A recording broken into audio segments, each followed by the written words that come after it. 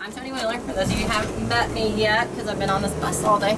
I'm the City Administrator of the City of Aurora. And Miss Susie here, our driver, is also Mrs. Owner of MD Resort and the Oaks Conference Center, which hosted our very first UFO conference. We're quite happy to be down in such a beautiful facility. And it is an excellent facility. Thank you. Yeah, beautiful, beautiful. We are approaching Highway 114, which obviously wasn't back here in the 1897 when Ned took his nosedive the first time. So in the late 1800s, the population in Aurora was close to 5,000 people. When the road came through in 33, the maps say there were only 50 people left here.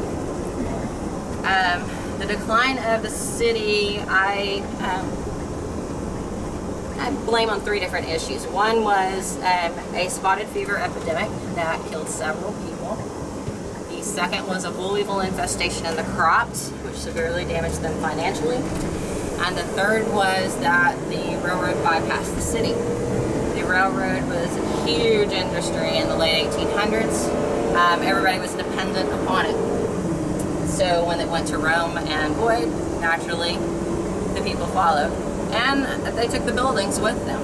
So we lost most of our town square to that. Pretty significant feat of engineering at that time. The Masonic Lodge was formerly located in the cemetery where Ned is buried.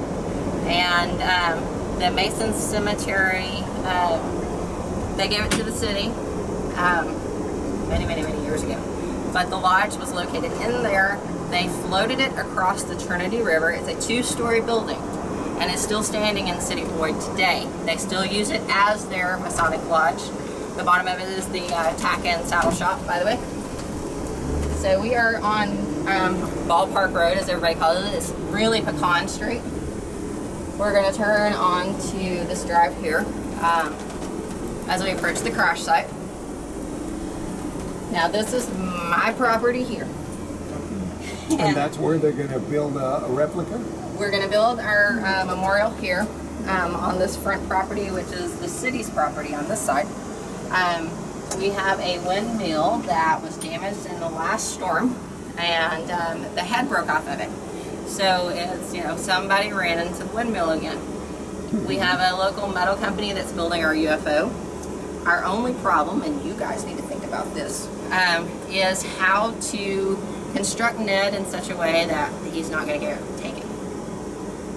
No. That's my daughter back there again. So anyway, that goes there. The starting of the town square, if anybody had a chance to read the program that we gave out, is down here. Like I said, we're excavating right now, getting ready to put our building in. The building that goes here will look like the Grand Saloon, and on the west side will be the Starbucks. So I know Rusty's daughter was really excited about the Starbucks coming. So anyway, back to the crash site. My property ends right there at the edge of this fence where these big clump of trees is. So if you come back up here, do not go beyond that point. This belongs to one of my council members who is not very fond of the alien.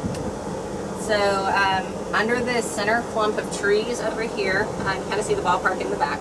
But over to the right, you'll see a concrete pad right there. That concrete pad is the cover for Judge Proctor's well. Next to it are the footings, the concrete footings, that indicate there was a tower there. Now, Jim and I argue about this tower because I said it wasn't really a windmill. He says it's not really a windmill, but it was a windmill.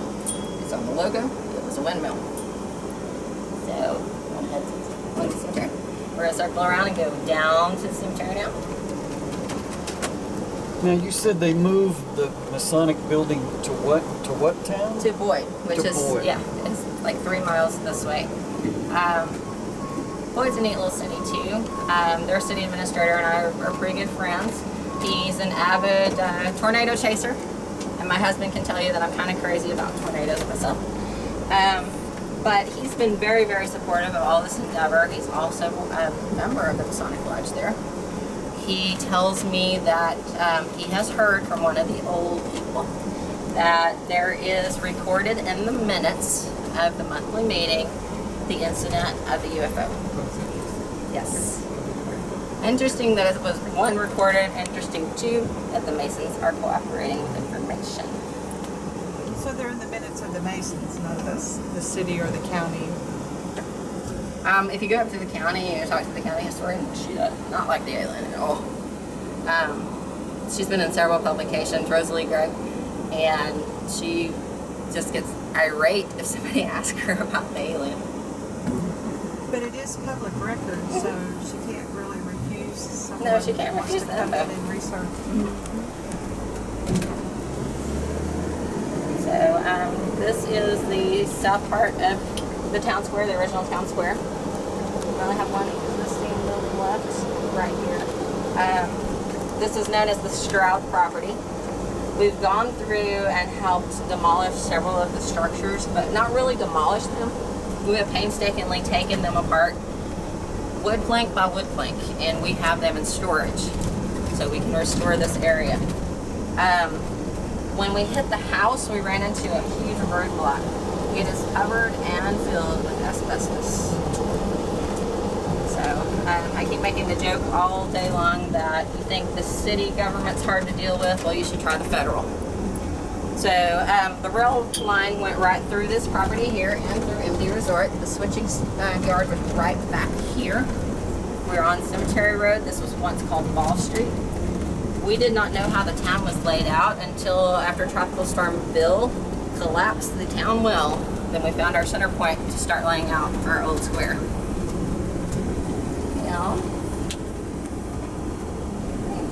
We have lots of beautiful wildflowers in the cemetery, by the way. And people taking pictures all day. So as we come up to the cemetery here, like I said, it was once belonged to the Masons. I believe the first recorded burial was 1836. There were tons of bluebonnets. How about you see the gate coming up, the white arched gate? Down here in front of this huge tree that bisects the road. That is where the historic marker is that notates the crash of Ned. So it does mention the spaceman, and he was buried here in the cemetery. I always tell people go into the very last entrance. And when was that marker created? The marker was installed in 1976. My kind of marker here is go into the cemetery last entrance. When you find the tree that looks like the knotted up witch's hand with a broken thumb, that is Ned's tree. There's also a live honeybee nest in this tree, so there's bees swarming around. Honeybees are in that tree right there. Oh, Yeah. They don't like it. You guys want to,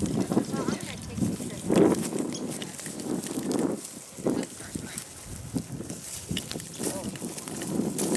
Okay, this is Ned's spot. We were told that Ned is buried here. We've had 2 tombstones disappear, stolen, whatever the case may be. And so when we were doing some excavation work, like I said, up there on the square, these big rocks were up there. And I kind of looked at that one and went, it looks a little bit like a cigar shape. Maybe the craft kind of looked like this, but that was a big, nice, heavy rock. I don't think It looks like an asteroid. Somebody's gonna haul off. I don't think anybody's going to easily haul this thing off. So we planted him a stone so we could mark the spot. When we did our dry run, me and Susie yesterday, the cross appeared yesterday. This morning, somebody left flowers for Ned. So I think there's writing on it too. Happy birthday, Ned. Does it say happy birthday? Okay. So as I said, the official anniversary of Ned is his crash is tomorrow. But because we are in the Bible Belt, very, very heavy Baptist area, we did not think it wise to hold it on Sunday. So that's what's on Saturday. Back in 1972, the first group, well, not really the first group, first documented group came out to do an investigation of this site. They wanted to exhume the body, and the Cemetery Association filed against them in court to obtain an injunction to do that. How they kept them from doing it is one little technicality in the law. it says you have to notify the next of kin before you can exhume a body in the state of Texas. So, find out what planet they live on and notify them. we've already talked about those people. She's been on this. She's professional now, guys. This is her 4th tour today. So anyway, they won. They kept like these guys around the clock guard down here, and throughout the entire case, on the night they relieved him of his duty, this headstone disappears. So then, when there was 4 different documentaries done between 2008 2013, they brought another stone out here to replicate the original. Did a great job on it. It was really pretty, and that one disappeared in 2013. So hopefully they can't easily haul this one off. So isn't it true at one point they were trying to move, the area? There's a chance that this may not be the actual place where they bury them. That's a Jim Mars conspiracy theory. Yeah, there you go. Jim likes to come up with some tall tales. But anyway, what he said, and just talking to him, this site, when they came out in '72, they ran a metal detector over it, and it detected metal properties. After the court case and everything was settled, they ran the metal detector over it again after the headstone was stolen, and there were no longer metal properties there. So, I don't know, maybe the headstone had something in it. I don't So it was just a metal detector, no ground penetrating radar. That comes later. Yeah. When they did the investigation in 2010, when they found the metal embedded in the surrounding trees at the crash site, they did bring the ground penetrating radar then. They detected an anomaly, but they said they couldn't really tell what it was. We had ground penetrating radar down through here last year, and for forensic deals, I said it looks pretty. So we came over here, and there is definitely an anomaly underneath there. So Jim's theory of the long probing fingers that came and sucked him out in the middle of the night. Not exactly. Government. Yes. Yeah. Or town more than government. Town, they want people digging around. No, definitely, and obviously it's concerned. When you have a cemetery this old, you really, really want people to respect it. I think that part of the reason that the Cemetery Association has always been so opposed to anybody being down here, because they think the more attention we give Ned, the more trouble is going to be caused out here.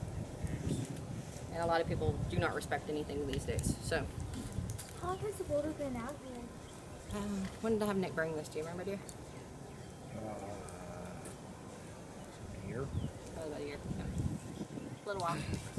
And you wanted to come up with a plan of something that couldn't be stolen. You mean a headstone or an actual replica?